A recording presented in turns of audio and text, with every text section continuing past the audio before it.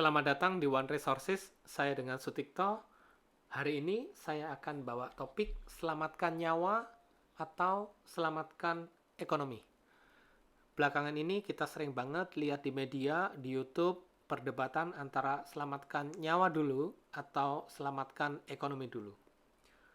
Hari ini saya pengen membawa teman-teman, menggelitik teman-teman untuk membuat perbandingan. Begini, kalau kita selamatin nyawa dulu, ekonominya way out-nya apa? Kalau kita selamatin ekonomi dulu, nyawanya way out-nya apa? Kita buat perbandingan. Kalau kita selamatin nyawanya dulu, maka way out-nya ekonomi seperti ini. Contoh ya, restoran. Saya lihat banyak restoran di seputar tempat tinggal saya, itu sudah tidak melayani dine-in. Tetapi melayani take away. Kalau dibawa pulang bisa, kalau makan di sana nggak bisa. Nah, saya juga sampai lihat ya, sampai yang mau pesen itu nggak bisa masuk loh. Sampai pintunya dibuka, pesen, kemudian ada plastik-plastiknya, setelah pesen, bayar, ya udah mereka yang di dalam langsung ada baskomnya cuci tangan. Artinya bener-bener diprotek, tetapi masih bisa jualan. Atau kantor, work from home ya. Saya udah lihat, wah lagi seru banget pakai Zoom, Office 365, Team Call dan sebagainya ya.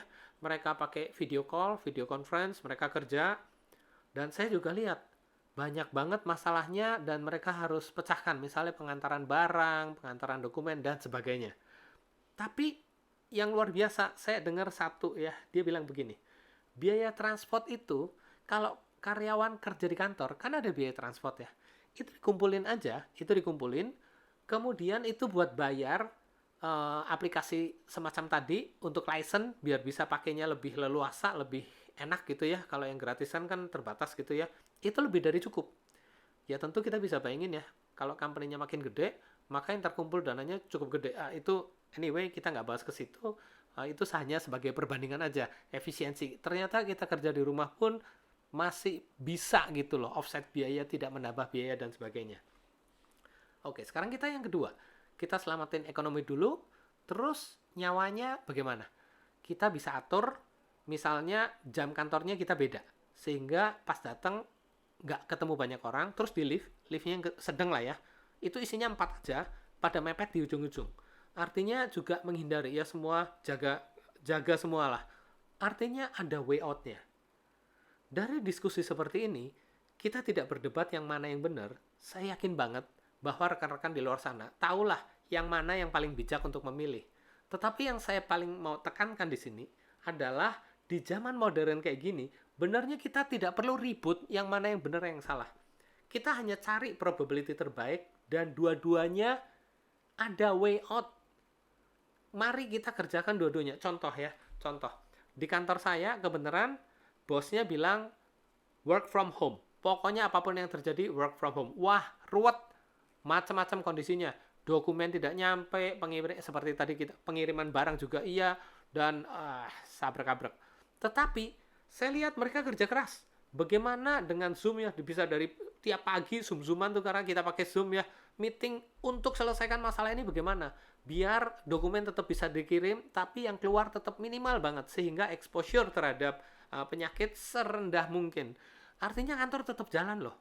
Dan saya sangat menghargai, saya melihat sebagai bos itu benar-benar mengutamakan bahwa keselamatan yang utama. Saya setuju bahwa sebagai pemimpin, sebagai manajer, sebagai leader, sebagai kepala rumah tangga, kita akan menempatkan keamanan karyawan kita, anggota keluarga kita, rekan-rekan kita, kesehatannya nomor satu di depan.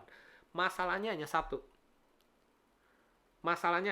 Seberapa kita mau benar-benar kerja keras nih dengan segala kesulitan. Kalau kita misalnya tadi pilihnya nyawa ya, kebenaran di kantor kami nyawa gitu kan, nyawa yang didahulukan, terus kita seberapa keras kita berjuang agar masalah di ekonominya bisa dipecahin. Dan saya lihat kok, ada hasilnya. Pelan-pelan semua masalah itu pelan-pelan ya nggak langsung jebret semua teratasi, pelan-pelan teratasi. Saya yakin banget itu sebenarnya adalah kuncinya di mana kita memaksimalkan semua, dan saya yakin kita pasti bisa.